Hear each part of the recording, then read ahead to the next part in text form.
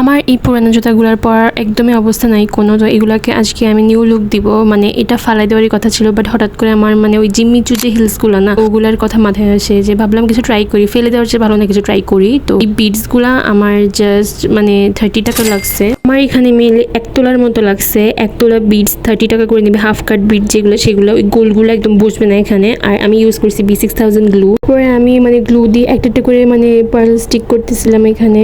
বলতে গেলে এটা খুবই পেশেন্সের কাজ। তো তোমাদের যদি এনাফ পেশেন্স থাকে তাহলে তোমরা এটা করতে যাইও। আমার অলমোস্ট দোড়া শেষ করতে 4 ঘন্টার মতো লাগছে। হ্যাঁ, 3 থেকে 4 ঘন্টার মতো লাগছে। বাই দ্য ওয়ে, তোমরা যদি আমার চ্যানেলে নিউ হয়ে থাকো তাহলে ডোন্ট ফরগেট টু সাবস্ক্রাইব। আমার চ্যানেলে তোমরা আরো অ্যামেজিং DIY ভিডিওস পাবা, নিউ এক্সপেরিমেন্টস এন্ড এভরিথিং।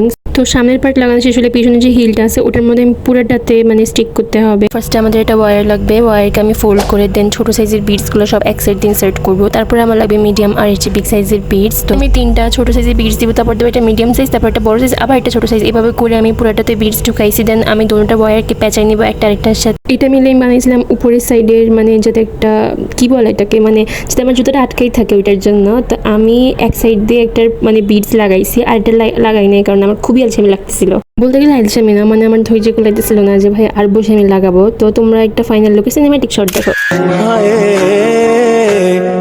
नहीं रहना दो जबन